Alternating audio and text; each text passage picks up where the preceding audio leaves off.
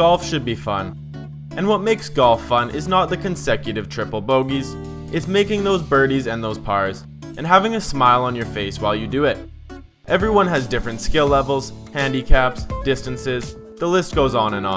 And so it's important to adjust to the game to different conditions of each person. One of the most undervalued assets of the game is the different tee boxes on every course.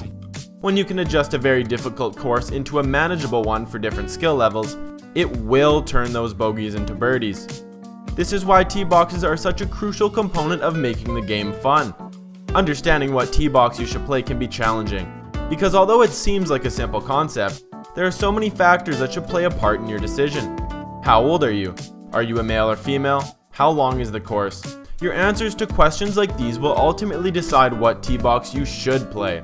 Now, there's always those times where you want to play a different tee box to see the results, and we'll cover that too. But what we want to help you discover today is the formula for determining what tee box you should be playing, no matter the course or length. Before we dive straight into the video, make sure to like and subscribe to the channel for more amazing golf content, and welcome back to the Golf Vault.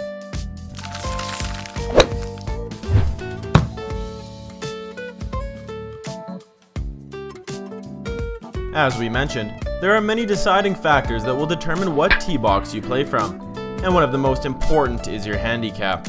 Your handicap is not just a number, it's a guide to so many different parts of your game. That's why, if you don't already have one, it's very important you check out the steps to obtaining one. If you're interested, check out our video on how to calculate your handicap. For those of you who already have a handicap, or have a general idea of what your handicap might be around, you can use it to determine which tee box you should play from.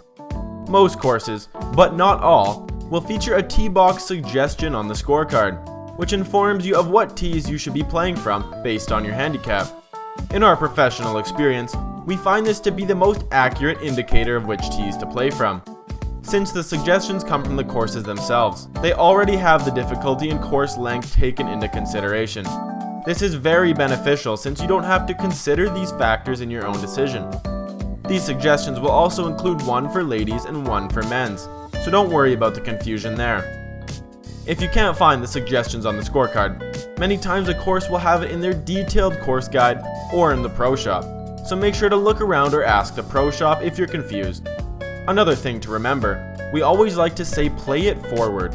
So if the suggestion is 5 handicap and under play black, and you're around a 5 handicap, we suggest you play the blues, which is normally 1 in front of the black. It's very enticing to play from a further tee, but most of the time this decision pans out to be a bad one very quickly, so make sure to always play it forward if you're on the border of the handicap suggestion. The key takeaway here is to use the course suggestion first, and if that's not an option, we'll show you some other tips to determine which tees to play from. Let's say you grab the scorecard, ask the pro shop, but still, there's no resource to tell you what tees to play from based on your handicap. In this case, don't worry, because we're going to cover how to calculate it yourself, and it's not very difficult, so stick with us. There's a couple of factors that are going to determine your tee box. The first thing we want to consider is your age and gender.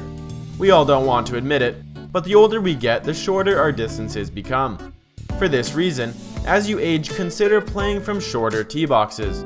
There's no specific age which determines what tee box to play from, but if your scores have dropped over the past couple of years, maybe it's time to put the ego aside and step forward a tee box.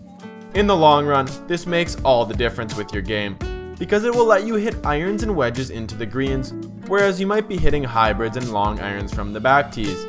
After all, no one wants to be hitting hybrids into par 4s. That can't be fun for anyone. The same thing goes for your gender.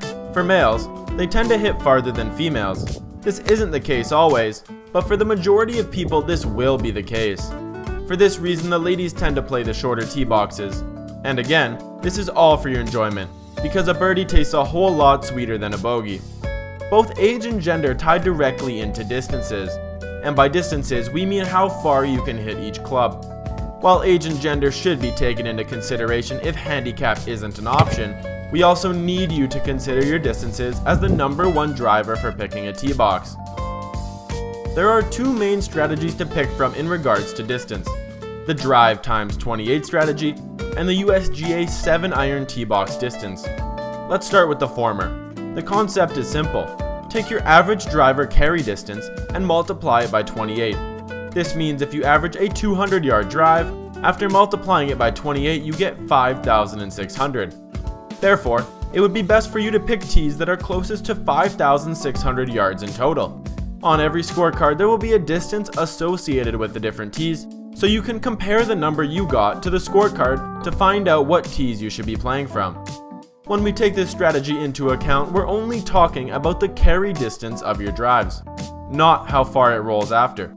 This is because on some courses it could roll forever on hard fairways, and on others it could just stop.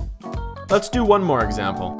Let's say you're a long hitter and can carry the driver 250 yards average before any rollout. Multiply this number by 28 and you get 7,000. So therefore you should play tees closest to 7,000 yards. And if this is longer than the back tees of the course, then just play those back tees. The second strategy we're going to cover was developed by the USGA, and it takes only your average 7-iron distance into consideration. This strategy is very simple to use because the USGA has a web page solely dedicated to helping you find the best tees. Simply plug in your average 7-iron distance and enter the course name you're playing, and ta-da! It will tell you either what tees to play from or the recommended yardage. It's that simple.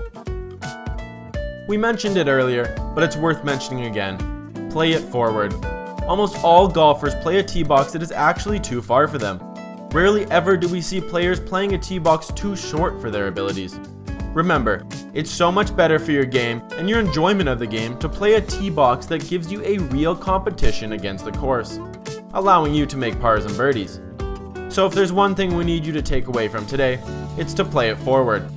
If you want to practice shooting lower scores and getting used to seeing birdies drop, then consider playing the shortest tees sometimes. Many professional golfers have used this strategy growing up because it makes birdies and pars common and instills them into the mind. This is great for your mindset when you move back and play the farther tees. So don't forget about this strategy if you're trying to improve your game. And that wraps up our guide on choosing the right tee box to elevate your golf game. Remember, golf is all about having fun and setting yourself up for success. Picking the right tees is a huge part of that. If you enjoyed this video or learned something new, don't forget to like, subscribe, and hit that notification bell so you never miss out on more content from the Golf Vault. Share your experiences with the tee box selection down in the comments. Do you stick to one tee, or do you mix it up depending on the course? Thanks for watching, and we'll see you in the next video.